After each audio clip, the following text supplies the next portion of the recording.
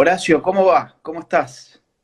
Súper bien, no te voy a estar jodiendo con el tema típico de cómo llevar la cuarentena, porque es lo que siempre se te Gracias. pregunta. Qué Así bueno. que sí quiero aprovechar pasar a tocar otros temas que por ahí la gente no entendía por qué pusimos el título de Gramsci Foucault. Así que voy a hacer una breve introducción para que ya despliegues vos todo tu conocimiento. Lo que lo conocemos a Agustín es como que lo hemos ido acompañando hace tiempo, desde la fundación, desde que creamos Libre en adelante. Y siempre ha sido un tema recurrente que todo el mundo quiere saber, y está bien que así sea, porque es una preocupación genuina, el progresismo, el feminismo, las agendas antinatalistas, que es un tema que muy bien él ya ha exhibido. La cuestión es que ella tiene mucho escrito, no solamente con su libro, sino con sus videos, sus artículos sobre el tema del feminismo y toda esta agenda de Soros. Para no recargarlo siempre con lo mismo, quisimos hacer algo distinto. Quisimos que él muestre otra faceta de su formación intelectual y hacer un traslado histórico en esta suerte de lucha cultural. Hacer un traslado que vaya desde Gramsci, por qué le interesó tanto Gramsci, para finalmente terminar hablando de Foucault. ¿Cómo puede ser que la derecha, una nueva derecha, o al menos aquellos espacios antiprogresistas, puedan tomar nota y aprender de estos dos intelectuales que en principio no diría son una agenda de izquierda, Gramsci y Foucault claramente que tienen una agenda de izquierda, pero aportan conocimientos que nos pueden servir a nosotros, los que estamos en la vereda de frente, para llevar adelante esta cruzada. Así que, sin más, quisiera simplemente que vos empieces, Agustín, contándonos por qué te interesó siempre hablar de estos dos autores en particular, por qué llevar la lucha a estos planos. Mira, yo te diría primero que nada, bueno, gracias por elegir el tema. Eh, el, el tema quizás no sea del máximo interés de la gente en general, porque hablar sobre teóricos, sobre intelectuales, a veces da la impresión que uno estuviera perdiendo el tiempo con abstracciones, digamos, inservibles, ¿no? Hay una idea muy recurrente del hombre práctico que consiste en pensar que las ideas no tienen mayor sentido en la vida, cuando en verdad toda nuestra vida está construida en base a ideas. La diferencia en todo caso entre quienes hacen conscientes esas ideas es que por lo menos pueden decidir qué ideas van a regir su vida, y quienes piensan que simplemente son el resultado de ideas que aparecen por sí solas dentro de ellos, bueno, no podrán nunca saber el origen de sus ideas, ni siquiera pensar en alternativas, porque se van a digamos, autoengañar pensando que de alguna forma ellos son dueños de su propio pensamiento. Eso me parece importante así como para empezar, ¿no? O sea, las ideas importan, somos consecuencias de las ideas.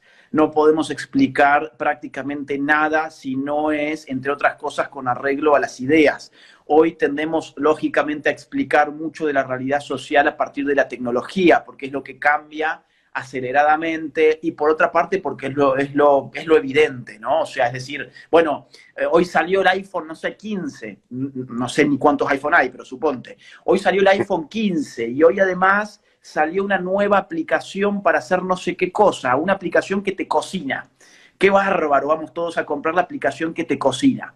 Y hoy además, no sé, salió, digamos, un nuevo producto en el cual ves la televisión en forma de holograma, y entonces, claro, tenés una constatación directa, aparte consumible, directamente consumible, de aquello que representa una evolución material, una evolución técnica y tecnológica. Entonces la gente, digamos, se engaña pensando de que, bueno, toda la realidad se puede explicar a partir de esa evolución que se daría en el mundo de lo tecnológico.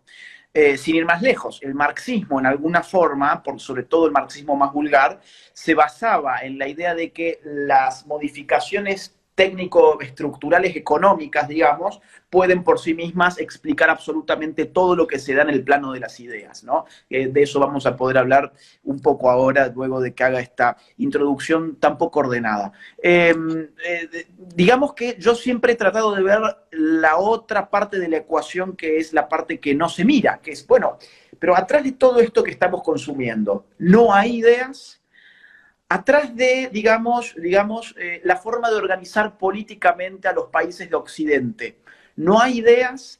Atrás de los distintos esquemas morales que adoptamos, insisto, algunos los adoptamos afortunadamente de forma consciente y por lo tanto somos libres, y hay otros que, yo diría, la mayoría adoptan como esponjas que absorben cualquier basura que está dando vuelta y se piensan libres y se piensan, digamos, autodeterminados, pero en verdad están absorbiendo porquerías que otros han pensado y que ellos no tienen ni la más remota idea de dónde viene lo que están diciendo, ¿no? Digamos que es, yo te diría, el 99% de la gente más o menos. Entonces, de alguna forma yo he encontrado que es liberador estudiar las ideas, que no solamente tiene una función, digamos, práctica, a pesar de que sea algo abstracto, no solamente tiene la función práctica de poder explicar un montón de sucesos prácticos que se han dado en la historia y que se están dando hoy en día y que se dan en función de ideas. Por ejemplo, el transhumanismo del cual habla Miklos Lukács, por ejemplo. Bueno, digo, hay toda una germinación que hoy se está dando en un marco ideológico. El feminismo, no hay un marco ideológico que ha, digamos, impulsado por lo menos todo eso. O sea, las ideas importan, las ideas tienen consecuencias y estudiarlas tiene un sentido práctico, político, como te digo, que es poner de manifiesto de dónde viene aquello que somos, aquello sobre lo cual se han asentado nuestras sociedades hoy, pero además tiene un objetivo psicológico, individual, autorrealizador, digamos, ¿no? Que es sentirme libre para poder escoger ideas. Que yo creo que es lo que en general la gente no puede ser, no puede hacer, ¿no? Está obligada siempre a asumir como idea verdadera aquella que ve en Netflix o aquella que ve, no sé, en la televisión o la que lee en el diario de moda, ¿no? Entonces, por ahí viene El mainstream. el mainstream. Yo, digamos, cierro esta introducción que sé que se me hizo un poco larga con lo siguiente. Yo no he estudiado, a ver, yo he estudiado mucho a Gramsci. A Foucault lo estoy estudiando ahora. O sea, no es que toda mi vida yo he estudiado a Gramsci y a Foucault. No, yo he estudiado sobre todo, digamos, a Gramsci, bastante, digamos, de la Escuela de Frankfurt, que es una cosa enorme, Escuela de Frankfurt, entonces he estudiado algunas cosas, y ahora estoy estudiando Foucault. Luego, si querés, te digo por qué me interesaba en Foucault. Fantástico.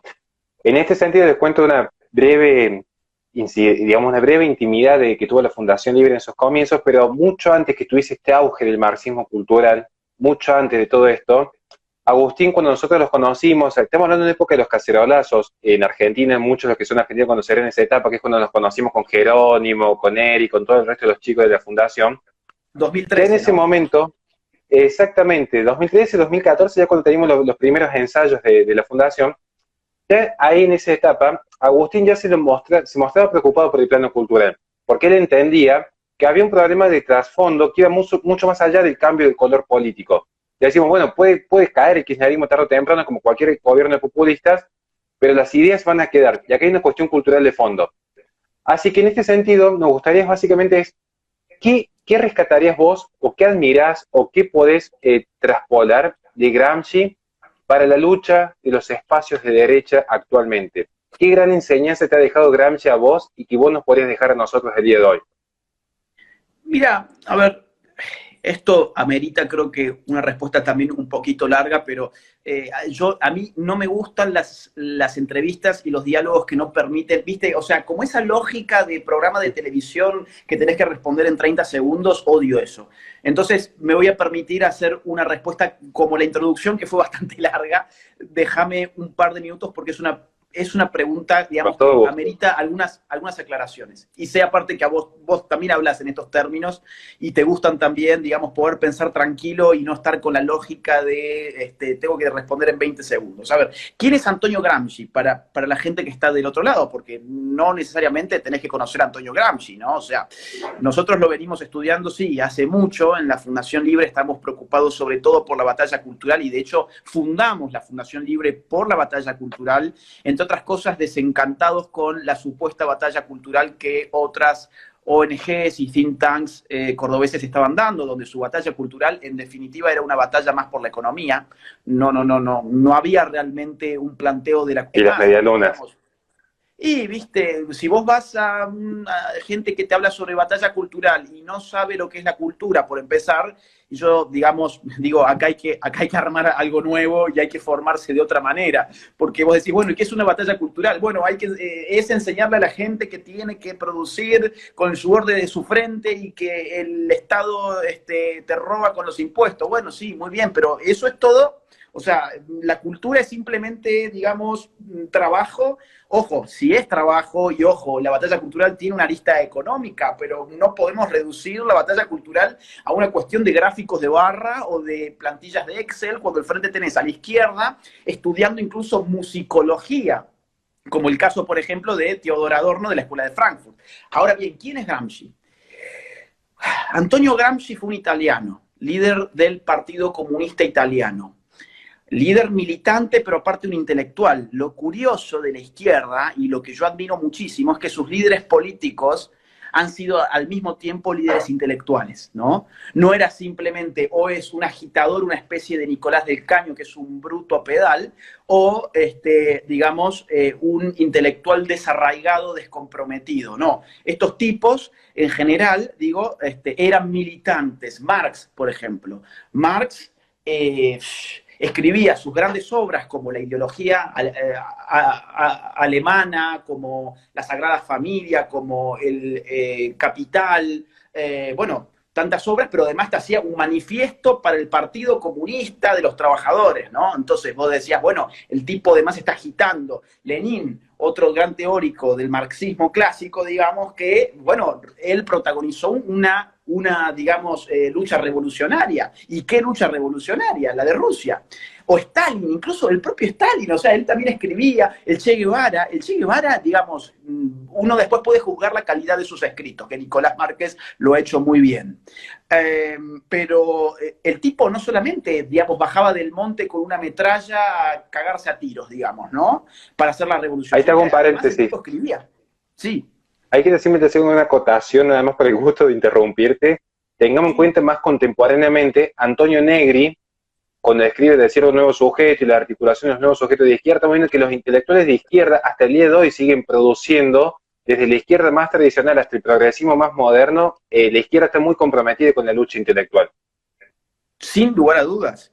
Yo no incluso desde la academia, los académicos de izquierda que por ahí no se embarran políticamente, sin embargo, tienen siempre en el horizonte de sus objetivos últimos la política como meta, ¿no? Entonces, lógicamente, ahora, Antonio, digamos, a partir de los años 20, en Occidente empieza a vivirse un malestar con la teoría marxista. Un malestar relativo, ¿no? Porque ¿qué había pasado? Vamos a explicarle esto al público para que se entienda bien.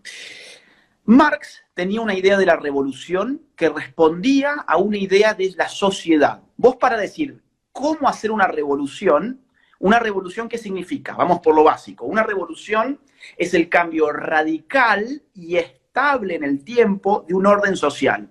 Yo cambio radicalmente las bases de ese orden social y como resultante tengo una sociedad distinta. Eso es una revolución.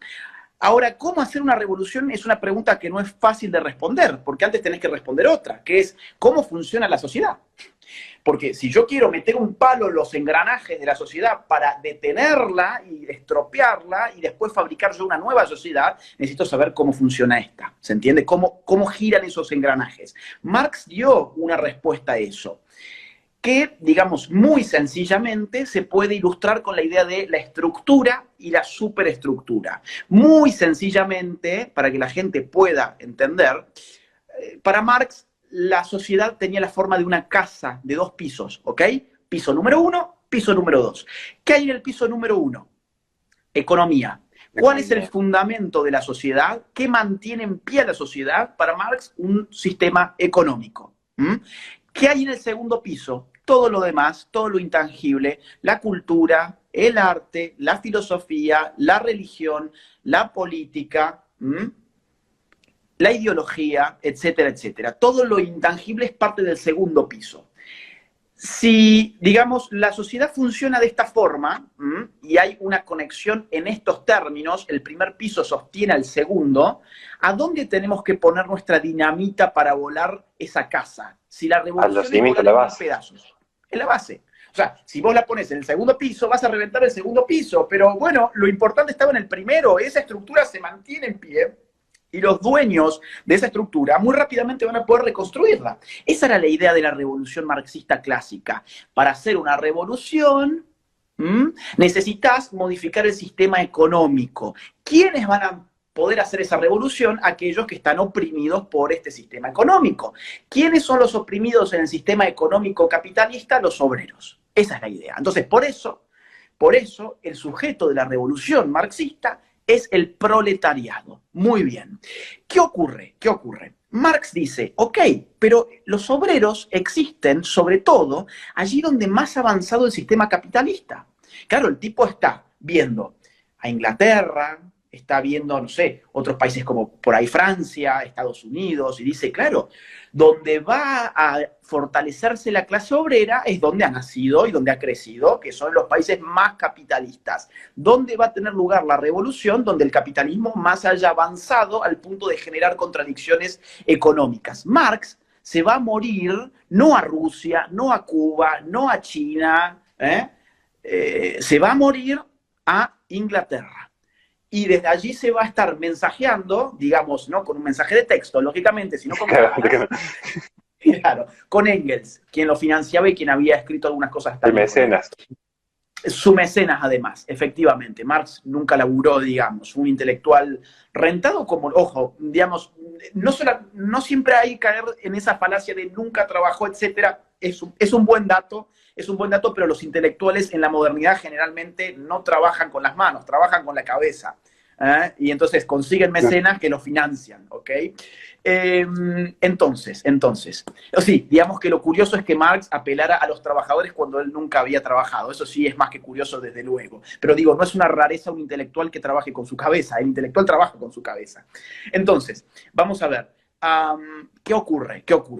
Marx muere, la revolución nunca llega a Inglaterra, él se mandaba cartas con Engels, que están registradas en libros, donde él le expresaba a Engels su entusiasmo porque veía un chispazo revolucionario en tal fábrica, en tal comunidad dentro de Inglaterra, y entonces ya pensaba que su profecía, porque guarda, hay que entender esto, la filosofía de la historia de Marx es una filosofía profética. ¿Esto qué significa? Que te puede adelantar con precisión supuestamente científica qué va a ocurrir. Para él el socialismo iba a ocurrir indefectiblemente y él quería vivir para verlo. Entonces se fue a Inglaterra para verlo, justamente. Pero ¿qué ocurrió? Marx murió y el socialismo nunca llegó ni a Inglaterra, ni a Francia, ni a Estados Unidos, que son los tres lugares donde las revoluciones burguesas llegaron, ¿ok? Entonces, ¿a dónde llegó la revolución marxista? A Rusia. ¿En Rusia había capitalismo industrial? No. Tenías un régimen agrario. Tenías un zarismo agrario. No había realmente una clase obrera preponderante. No había una clase burguesa a la cual derrocar. La filosofía de la historia de Marx no se cumplió. ¿Dónde más llegó la revolución? A China. ¿Había capitalismo industrial en China? No. ¿Dónde más llegó?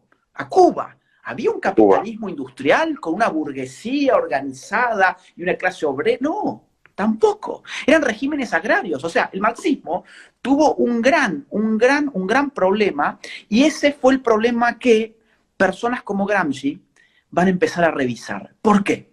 Porque confiando en la profecía de Marx, esta gente se pensó que en Occidente iba a llegar necesariamente la revolución como en Rusia. ¿Y qué pasó? Fracaso tras fracaso tras fracaso. Alemania, 1918, una intentona de revolución, termina siendo aplastada en 1920. En Hungría pasa exactamente lo mismo. En Austria, el proletariado directamente se rinde ni bien quiere empezar. En Italia, las movilizaciones de Turín, 1919-1920, donde Gramsci tiene una participación como líder comunista. Ahora, fíjate qué interesante. Mussolini me parece que es del 22. Gramsci, semanas antes de ser llevado a la cárcel, nos volvemos a ubicar. Gramsci, Italia, ¿ok? Líder comunista e intelectual, además. Gramsci, meses antes de ser apresado por Mussolini, pronostica la inminencia de la crisis económica capitalista en Italia, que va a dar lugar a la revolución. en Italia. ¿Y cuál fue la única revolución que hubo en Italia? La de Mussolini. O sea, no se cumplió de nuevo la teoría de Marx. ¿Y después qué vamos a tener en Alemania? Bueno, vamos a tener años más tarde a los nazis. ¿Qué vamos a tener en España? La guerra civil, ¿ok? Entonces, todo esto de Marx fracasó. Entonces, Gramsci es un autor que escribe desde el fracaso. Entonces, primera enseñanza, todo este rodeo para la primera enseñanza. Es posible escribir desde el fracaso y generar, sin embargo, un cambio político importante. ¿Ah? O sea, nosotros de alguna forma escribimos desde el fracaso. Nosotros estamos siempre tratando de hacer una contrahegemonía, estamos haciendo una guerra de guerrillas, digamos, intelectual, sin medios, con lo que podemos. Somos personas que escriben desde el fracaso. Gramsci escribió desde el fracaso y legó toda una estrategia política que él nunca vio consumarse, pero que está en gran parte en la base de los éxitos de la izquierda. Ahora, ¿en qué consistió? Gramsci va preso entre el año 1926 y el año 1935. Lo más jugoso de su obra lo lleva a cabo desde la cárcel, que son sus cuadernos de la cárcel. Entonces, ¿qué hizo Gramsci? Y esto te lo digo en 2 palabras para no hacerlo más largo y si vos querés profundizo, porque creo que puede ser importante. Gramsci, por un lado, desarma la metáfora de la casa, ¿sí? Esta idea de que hay una cuestión mecánica entre el primer piso y el segundo piso y que entonces hay que reventar el primer piso. Gramsci básicamente dice, no, el primer piso lógicamente es importantísimo, somos materialistas, el marxismo es materialista. Ahora, guarda, las ideologías son muy importantes también. Es más, ya no hablemos más de arquitectura en términos de 2 pisos, estructura y superestructura, o piso 1, piso 2, como yo lo he llamado acá. Hablemos de bloque histórico, y el bloque histórico es una sola cosa, donde está, digamos, mezclado, ¿no? En el cemento están mezclados varios químicos que dan lugar a ese bloque. Bueno, en el bloque histórico, dice Gramsci, está mezclado, digamos, tanto los factores productivos, tecnológicos, económicos, como los factores ideológicos. Tanto así que los factores ideológicos de Occidente han sido los que no han permitido hacer la revolución como en Rusia. Acá el cristianismo, por ejemplo, ha frenado la revolución, aquí ha frenado la revolución, la filosofía occidental en general, la cultura occidental en general. Entonces, una revolución no puede ser solamente económica, una revolución también tiene que tener una pata cultural, y en esa revolución cultural los intelectuales, y Gramsci empieza a hablar muy fuertemente y con mucha importancia sobre los intelectuales y su rol, tienen una función hegemónica. Ese es el segundo punto que va a introducir Gramsci. O sea, segundo punto que yo te diría que para una nueva derecha sirve de Gramsci: barrer el economicismo, que es lo que te dije hace un rato. A mí lo que no me gusta es cuando se dice batalla cultural y en definitiva me estás dando teorías económicas, que son parte, en todo caso, de una dimensión existencial de la vida en sociedad, pero la cultura es algo mucho más amplio. Gramsci viene a decir eso, ¿no? La cultura es algo mucho más amplio. Y aclaramos, porque por ahí se dicen algunas cuestiones en las redes sociales que no le queremos dar trascendencia, pero que es necesario aprovechar el espacio. No es que nosotros seamos unos estatistas conservadores que queremos imponer un régimen moral y un centralismo económico. Favorecemos la propiedad privada, la libertad de comercio, solamente que nuestra agenda no empiece y acaba únicamente en el economicismo, sino que es un poquito más amplia, que abarca otras áreas como la sociología, la antropología. La vida misma del ser humano no es solamente un fenómeno económico, es mucho más complejo.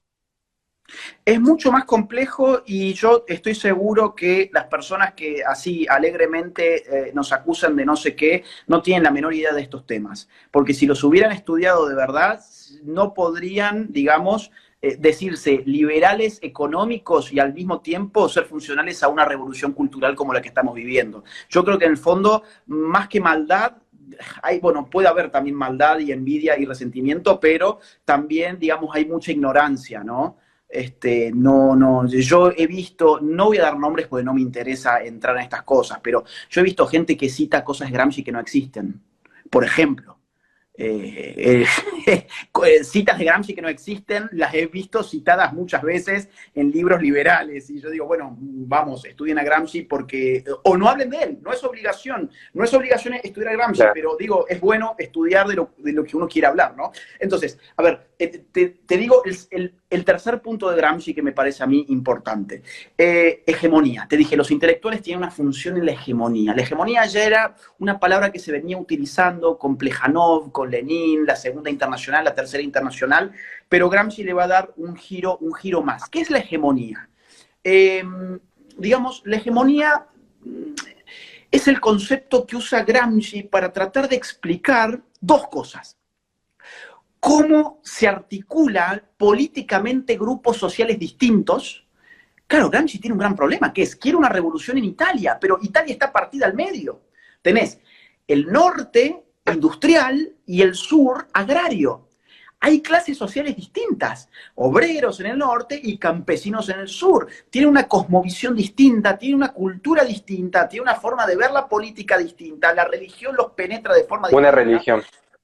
Exacto. Eso, la religión, quiero tocar ese tema que es clave, de paso si puedes profundizar vos, porque yo recuerdo que hace poco tuve que escribir sobre Gramsci en un artículo, en realidad para un capítulo de mi libro, y el tema de la religión es trascendental, especialmente en la Iglesia de Roma, por el contexto sociológico que se vive. No sé si puedes profundizar en el tema de hegemonía y fe en ese aspecto. Bueno, es que, a ver, la hegemonía, como te digo, vos interrumpí todo lo que vos consideres que hay que interrumpir, porque capaz yo me voy un poco por las ramas a veces. Mira, sí, la hegemonía, te voy a dar, digamos, los dos grandes significados de Gramsci y los voy a vincular con la parte de la fe. Por un lado, ¿cómo se articulan grupos sociales que no son idénticos?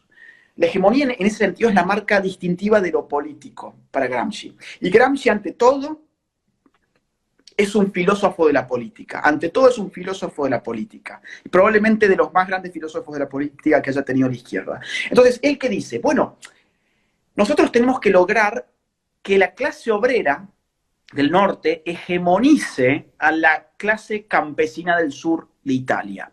Ahora, ¿qué es la hegemonía? Para Lenin, la hegemonía era golpear juntos, marchar separados. Esa era una máxima de Lenin. Entonces, claro, nos aliamos tácticamente, golpeamos juntos y después cada uno lo suyo. Yo no comparto tus ideas, vos no compartís la mía, no miramos el mundo necesariamente igual, pero nos juntamos en un momento exacto para golpear a un mismo enemigo y después cada uno se fue a su casa y siguió con su vida. Gramsci dice, no, la hegemonía es algo mucho más profundo que eso. En la articulación entre dos grupos distintos, si esa articulación es realmente política, va a haber un intercambio de identidad. La clase obrera, al hegemonizar al campesinado, imprime en el campesinado toda una cosmovisión. Y a su vez recibe también, se ve de alguna forma tocado por la cosmovisión de los campesinos también, a pesar de que domine la clase obrera por leyes históricas y demás, que no voy a entrar ahora en eso. Pero entonces hay un intercambio de identidad, ¿no? Nos juntamos no solamente para golpear a lo mismo, sino que nos juntamos y nos mezclamos realmente nuestra forma de ser. Y ahí la forma de ser responde a un modelo cultural que es sobre el cual hay que trabajar y hay que pensar cómo va a ser la cultura de la revolución, que es con la cual tenemos que mezclar a estos grupos sociales. Segunda acepción de hegemonía de Gramsci, esa es una. Segunda acepción, Gramsci modifica la concepción del poder, que eso para mí va a ser lo más importante de Foucault, que lo dejamos para, tenemos todavía como media hora más. Pero Gramsci ya modifica la concepción del poder. El poder siempre fue visto, digamos, mejor dicho, el Estado siempre fue visto como una organización que estaba por fuera y por encima de la sociedad, que era un aparato de dominación de la clase dominante para oprimir a, digamos, represivamente a los obreros y demás. Gramsci dice, no, no es eso solamente el Estado. El Estado dice, y él lo escribe de esta forma, él está escribiendo en la cárcel, entonces a veces la escritura es casi simbológica. Él pone, Estado igual, con el signo igual, sociedad civil más sociedad política, o sea, hegemonía acorazada con coerción. Uf, o sea, ¿qué es esto? Hegemonía acorazada, que es una coraza, ¿no? O sea, te protege. La hegemonía está acorazada con coerción. ¿Qué es la coerción? El uso de la fuerza física. El Estado se caracteriza por monopolizar el uso de la fuerza física. Entonces, ¿qué significa que el Estado sea hegemonía acorazada con coerción? Significa que el Estado ya no es solamente represivo, sino que el Estado contiene toda una cosmovisión, toda una cultura oficial, toda una fe, una religión, que ahí te voy al punto, toda una forma de ver el mundo que está protegiéndola con la fuerza.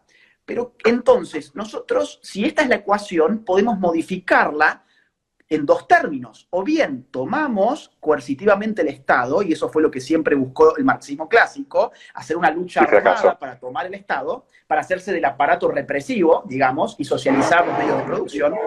O, segundo punto, podemos apuntar a lo hegemónico. Nos saltamos, pasamos la capa de la coerción y nos metemos justo al corazón de ese Estado, que es una cosmovisión. Es una forma de ver el mundo, es un proyecto cultural, es una fe, es una religión, etcétera, etcétera. Entonces, lo maravilloso de este concepto de hegemonía es que abre los ojos a la izquierda de que no hay revolución sin una lucha contrahegemónica. Y una lucha contrahegemónica no es solamente una revolución armada, eso es una revolución armada y ya está. Una lucha contrahegemónica es una lucha por el sentido común del hombre. Entonces Gramsci, digo, ¿qué nos viene a enseñar a la derecha hoy?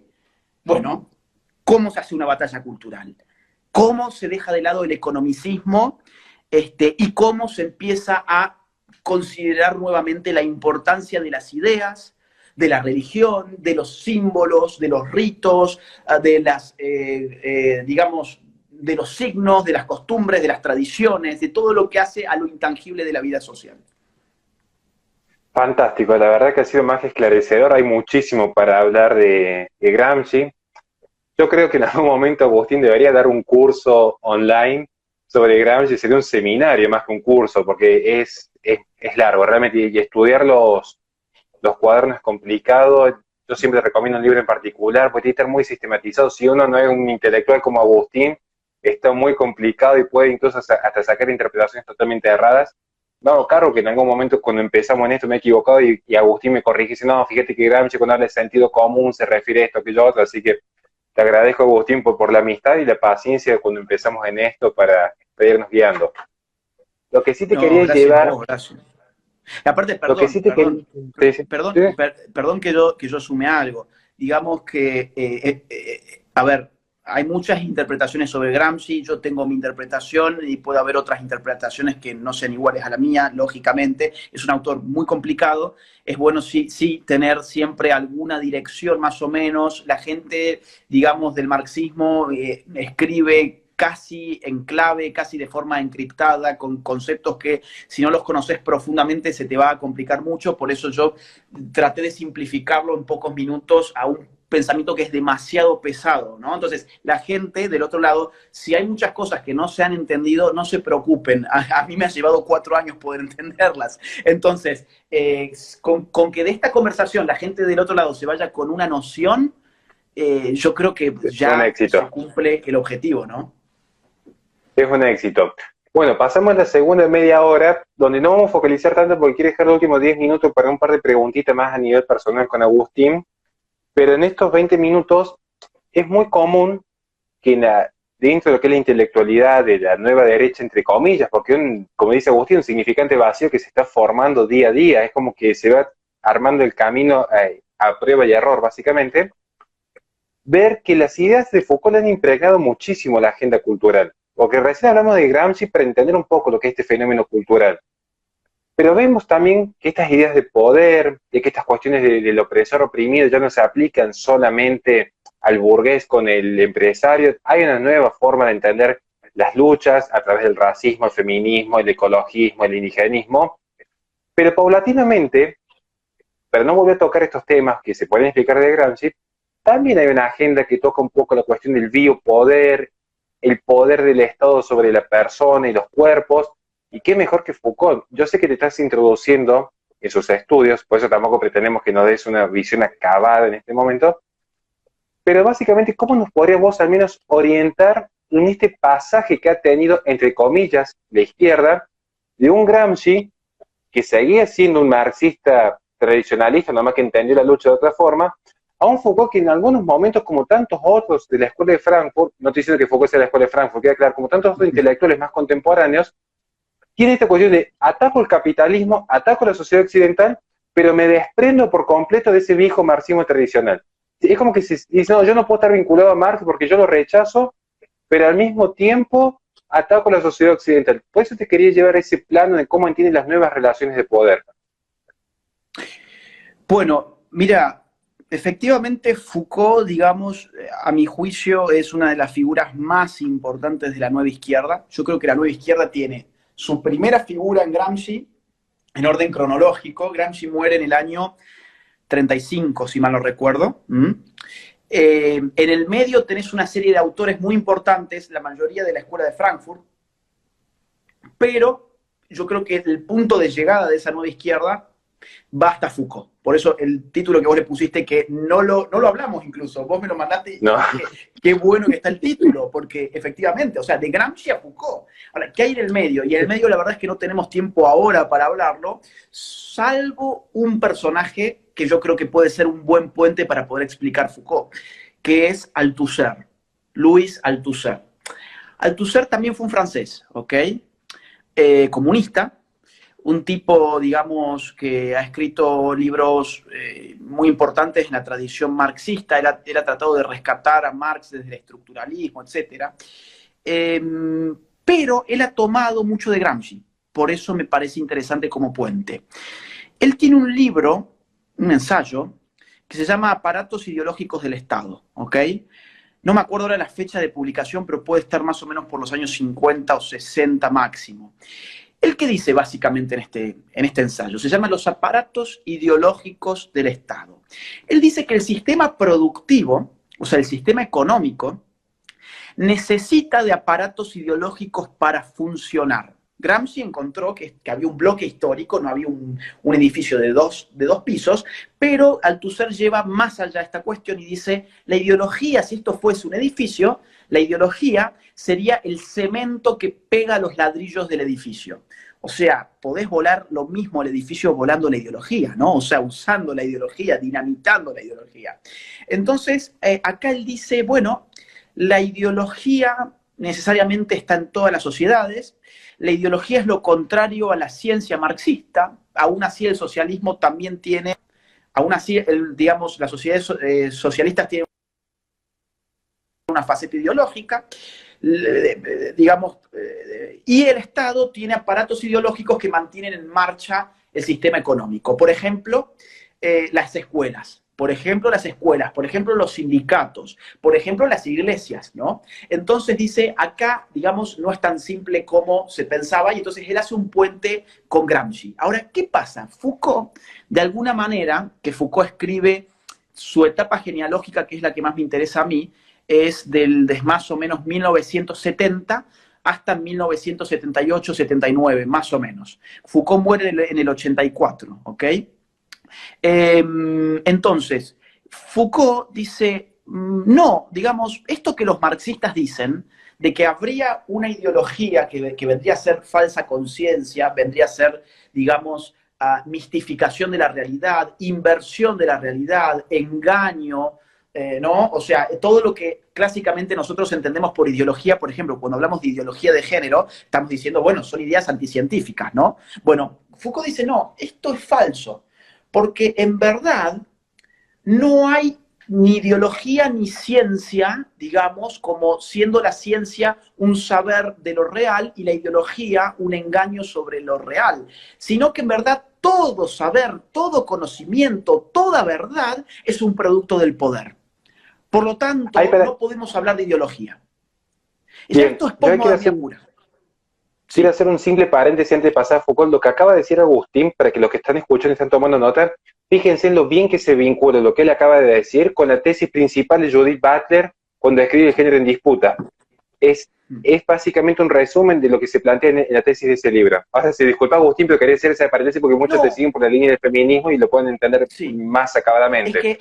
Es que, de hecho, toda la teoría queer es Foucaultiana, totalmente Foucaultiana. O sea, no se puede explicar ni a Butler, ni a Preciado, ni a toda esta gente sin Foucault. Y ellas mismas se asumen de esa forma. Foucault ha sido clave, ¿Por qué? Porque, digamos, para el marxismo sí había una realidad. Ahora bien, esa realidad y esa verdad, que es justamente la verdad que desvela la ciencia marxista, y por eso lucha contra la alienación, que es, digamos, en cierta forma una función de la ideología capitalista, bueno, ahora, digamos, con Foucault vos decís, pero ¿dónde me quedó el concepto de alienación? ¿Dónde me quedó el concepto de ideología? En Foucault no vas a leer ni sobre ideología, ni sobre alienación, ni sobre ninguna de estas categorías marxistas. Ya estamos en todo caso en un post-marxismo, ¿ok? Ya estamos incluso en cierta medida en un antimarxismo de izquierdas, porque Foucault se pelea con estas nociones centrales de los marxistas. Y Foucault va a decir, no, no, todo es ideología. Y si todo es ideología, entonces, ¿de qué nos sirve la palabra ideología? O sea, no hay nada verdadero, no hay nada real, no hay nada que a ver, en la ciencia no hay un privilegio epistemológico para revelarnos una verdad. La verdad siempre es una construcción del poder, dice Foucault. Y esto, como te digo, es una de las claves del posmodernismo. O sea, cuando se habla sobre la posmodernidad, una de las claves, y por eso Foucault es uno de los padres del posmodernismo, en este sentido, por lo menos en filosofía política, es entender que no hay una verdad, no hay hechos, hay interpretaciones, dice Nietzsche, ¿no? Y de hecho Foucault es nietzscheano. Entonces esto genera un vuelco enorme, un vuelco enorme. ¿Por qué? Porque si no hay verdad, si no hay conocimiento científico, el marxismo ya no tiene demasiado que decir. Ya ni siquiera hace falta que te fijes en clases sociales, como hacía Althusser, o como hacía Gramsci, o como hacía la propia Escuela de Frankfurt. Hace falta que empieces a ver el micropoder. Foucault va a hablar sobre todo, sobre la microfísica del poder, y va a empezar a encontrar poder en todas las relaciones sociales. Y a partir de ese poder que encuentra en todas las relaciones sociales, se va a meter, por ejemplo, en la familia. Contradicción, padre-hijo, ¿no? En el plano de la sexualidad, contradicción hombre-mujer, pero por otro lado también contradicción homosexual, heterosexual, y además suma la contradicción entre los perversos sexuales, y ahí mete pedofilia, zoofilia y todo este tipo de parafilias sexuales, en contradicción con el sexo normalizado. O sea, todo esto que estamos viendo ahora no es para nada nuevo, ya está en Historia de la Sexualidad, tomo 1 de Foucault, por lo menos. Entonces, luego, por ejemplo, se mete con el tema de las cárceles, vigilar y castigar, ¿no? Su libro del año 1975. Y ahí encuentra, claro, hay una potencialidad casi revolucionaria en el delincuente. El delincuente ha sido construido por un sistema disciplinario que responde a las necesidades de normalidad del sistema, digamos, más o menos capitalista que inaugura la modernidad. Entonces él empieza a hacer todo un rastrillaje. ¿Perdón? La locura también es algo que le preocupa a Foucault, cómo se va a entender una persona sana de lo que dice en realidad, que existe la locura, y lo que existe son personas que dicen que esta forma de entender la realidad es una locura y por lo tanto lo criminalizan y lo estigmatizan, lo patologizan, que un poco lo que hacen con nosotros ahora, lo que queremos llevar una vida más o menos ordenada, es como que se ha invertido el juego.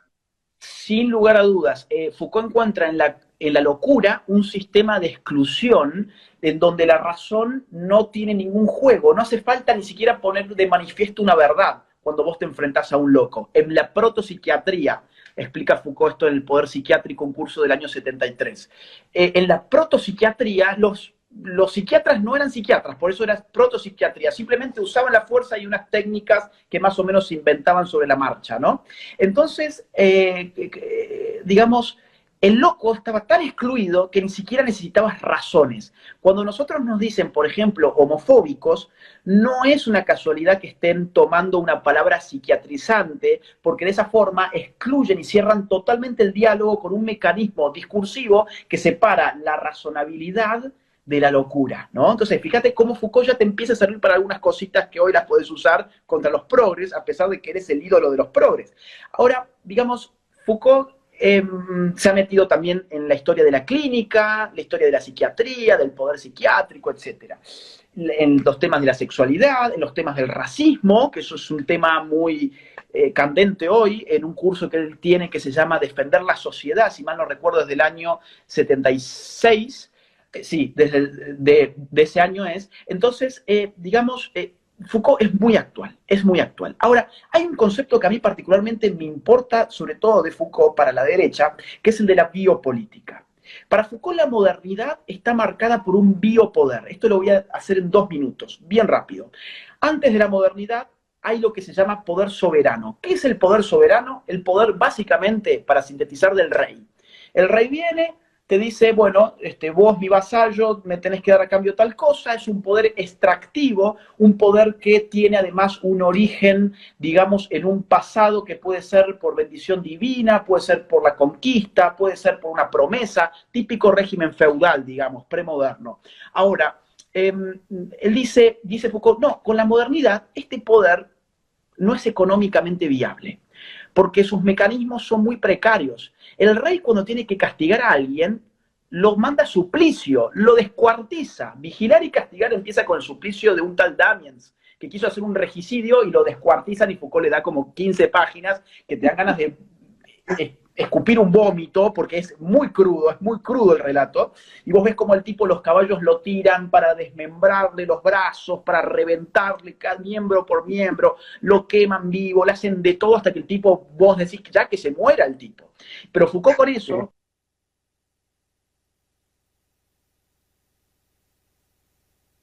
Estamos con un pequeño delay ahí justo en la conexión. Estábamos hablando de cómo se genera esta suerte de empatía discursiva de Foucault, así que apenas retomemos la conexión.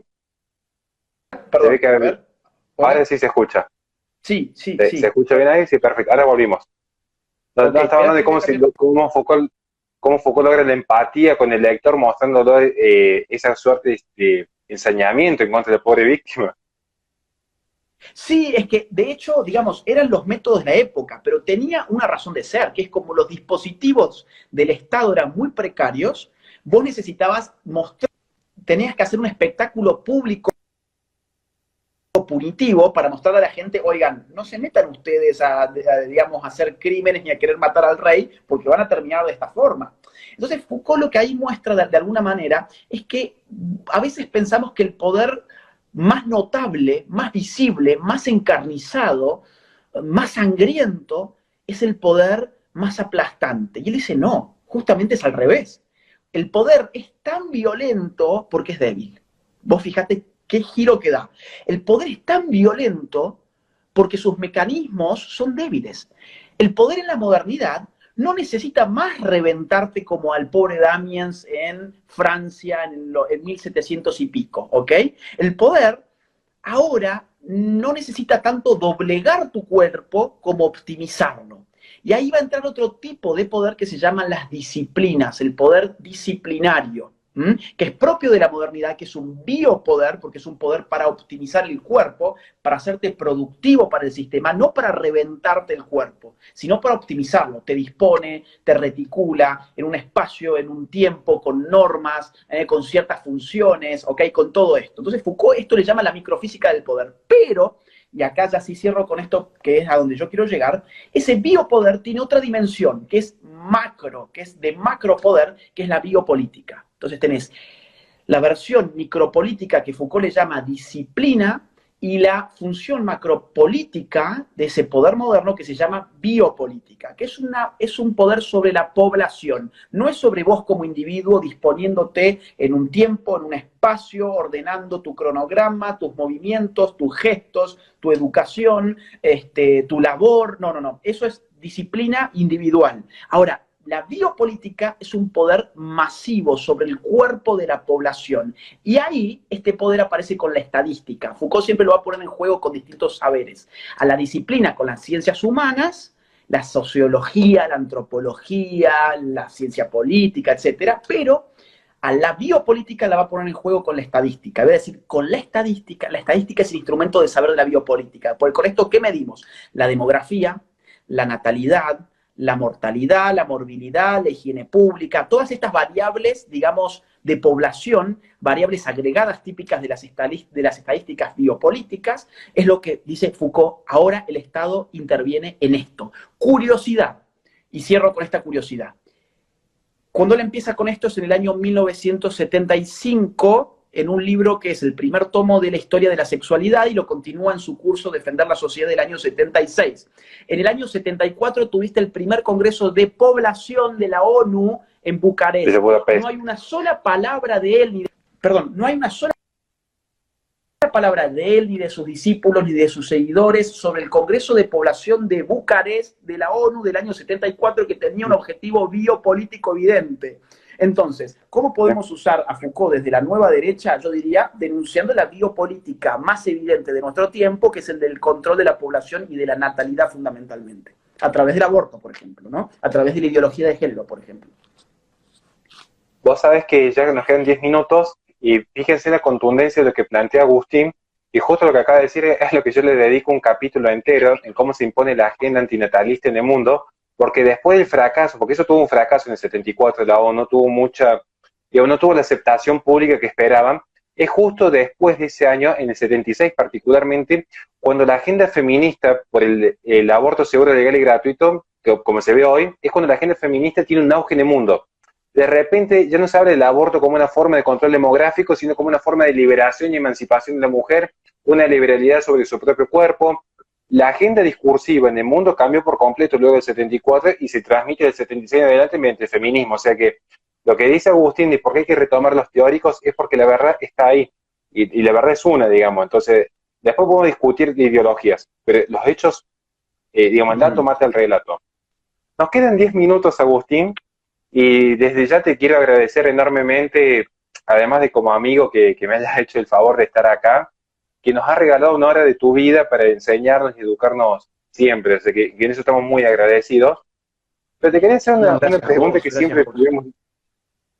siempre tuvimos la duda, porque particularmente yo que te conozco, sé que escribir el libro negro de la nueva izquierda, si bien fue un éxito, es un éxito y va a seguir siendo un éxito por mucho tiempo más, yo que te conozco sé que para ti no fue como de tu mayor agrado tener que haber estudiado lo que estudiaste y leer las feministas, las cosas que ponen en su libro. Yo te conocí en esa etapa acá.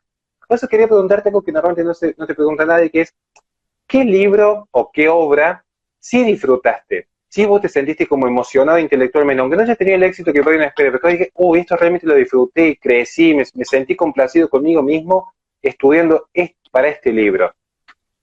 Bueno, el libro negro. A ver, mira, yo te diría, yo no es que no disfrute leyendo a esa gente, al revés, lo disfruto mucho más que leyendo a los que piensan como yo. A mí me encanta, por ejemplo, Hayek, por ejemplo, me encanta Alexis de Tocqueville, me encanta Edmund Burke, me encanta Scruton, me encanta Alan Bloom, coincido con lo que leo, y como coincido con lo que leo, no disfruto tanto la lectura. A mí me gusta pelearme con un libro, con un autor, o tratar de encontrar en ese autor que es mi adversario a ver qué puedo usar para mí, para los intereses de la gente, digamos, a la que yo trato de alguna forma de dar ideas para poder llevar adelante esta lucha. Entonces, no es que yo, y aparte yo me formé con la izquierda, además, o sea, estoy acostumbrado y además lo disfruto. Yo, a ver, yo me escondía, yo cuando escribí el libro negro, y esto lo sabe poca gente, pero vos creo que vos lo sabes, yo trabajaba limpiando hoteles. Y entonces yo me escondía a la noche entre los lavarropas digamos, de donde se lavaban las sábanas de los hoteles y demás, a leer a Judith Butler, el género, bueno, digamos, a Butler, digamos, Simone de Beauvoir, a Kate Millett, a toda esta gente con la cual, digamos, escribí el libro negro, estudiándola directamente a estos personajes. Y la verdad es que me divertía muchísimo. Entonces yo no sufro leer a esta gente, al revés, me divierte mucho. Ahora, el libro negro tiene un capítulo que a mí me gusta especialmente, que es el que menos le gusta a la gente, que es el primero. Porque ese capítulo la gente muchas veces me dice, uy, pero está difícil, no lo entiendo, yo quiero leer directamente qué es el feminismo, quiero leer directamente la ideología de género. Y en el primer capítulo yo, digamos, de alguna forma le doy sentido al título del libro, que es La Nueva Izquierda, digamos, porque esto viene de la Nueva Izquierda. Y en ese capítulo, digamos, el libro que más me cambió la forma de ver las cosas, que yo leí para ese capítulo, fue Hegemonía y Estrategia Socialista de Ernesto Laclau y Chantal Mouffe. Es un libro, o sea, de una potencia intelectual que te revienta la cabeza. Es un libro de dos intelectuales que le han hecho mucho bien a la izquierda, o sea, son adversarios nuestros, pero son adversarios creo que dignos, con ideas que han calado hondo. De hecho, el socialismo del siglo XXI no se puede explicar en gran medida sin ellos. Y ese libro está muy bien escrito, hace todo un recorrido teórico entre la gente de izquierda que me parece muy, muy, muy bueno. Ahora, el libro que yo más disfruto escribiendo es el que estoy escribiendo ahora. que lo vengo escribiendo desde antes del Libro Negro incluso. Entonces, el libro que si todo sale bien saldría más hacia fin de año, quizás en unos 3 meses más o menos, es el libro que más me gusta, ni siquiera sé cuántas páginas va a tener, creo que va a tener arriba de 400 seguro, y es un libro complicadito, no es un libro fácil, es sobre estos temas, por ejemplo, que estamos hablando ahora, entre otros. No creo que vaya a ser un éxito de ventas, tampoco me importa. Yo, digamos, con este libro, ¿sabes qué? Estoy escribiendo con el objetivo de que salga un libro que a mí me guste leer. No estoy pensando en el público, a ver, bueno, quiero hacer esto para que le guste a no sé quién, para que le guste al gran público. No, quiero hacer un libro que a mí me guste leer y después, si eso funciona, si a la gente le interesa, bueno, en buena hora. Y si no, yo creo que de todas formas a intelectuales de la nueva derecha ese libro le va a servir mucho y yo apunto a que sea una piedra estratégica, que sea un fundamento estratégico de lo que es la nueva derecha. Esa es mi intención con ese nuevo libro. Fantástico. Nos quedan ya los últimos 3 minutos. Simplemente si quieres hacer algún cierre final. Para los que no saben, Agustín, además de ser el presidente de la Fundación Libre, es un gran asador. Así que esperemos que vuelva pronto a Córdoba para darme a comer porque tenemos los pibes muertos de hambre. Nicolás Márquez se quejó de pedir en el vivo que también está pasando hambre, así que esperemos que vuelvas pronto, si querés. Bien, yo, digamos, estoy muerto de ganas de asado argentino, acá como asados, pero bueno, la carne argentina se extraña y sobre todo las achuras, acá no se come achuras. Yo necesito unas buenas mollejas con limón, unos buenos chinchulines argentinos, ¿no? Eso me hace falta, sí. Extraño muchísimo, aparte de las reuniones de la fundación, donde nos dedicamos a tomar vino, a comer asado y hablar sobre política durante horas y horas y horas, así que extraño mucho eso, ya voy a estar por allá de nuevo y bueno, agregar, espero que no haya sido aburrido, espero que la gente del otro lado haya podido sacar algo de todo esto, creo que son temas muy importantes realmente. Si una nueva derecha tiene sentido hoy en día, esa nueva derecha tiene que demostrar una superioridad intelectual frente a la nueva izquierda. Y tenemos todas las posibilidades de hacerlo porque nosotros tenemos que nadar contracorriente, ellos no. Entonces ser de izquierda hoy es muy simple. Por eso es que la gente de izquierda suele ser muy bruta también. El promedio de la gente de izquierda, ojo, tienen grandes pensadores, lógicamente, hemos estado hablando de muchos de ellos, pero poder usar a sus grandes pensadores para meterles un cañonazo a ellos mismos y para poder repensar un montón de cosas para una nueva derecha es un ejercicio que vale la pena hacer y la gente, digamos, que dice, bueno, yo no entiendo muy bien estos temas, no se desanimen. Uno nunca entiende todo y lleva mucho tiempo entender cosas y para eso hacemos lo que hacemos desde la fundación y para eso escribimos libros y para eso hacemos estos vivos. Entonces, de a poco, digamos, cuando uno va entendiendo que ver la tele es una pérdida de tiempo y estar prendido a Netflix las 24 horas es propio de más de un animal que de un ser humano, entonces ahí es cuando decís, bueno, voy a tratar de ejercitar mi intelecto al servicio de una causa política.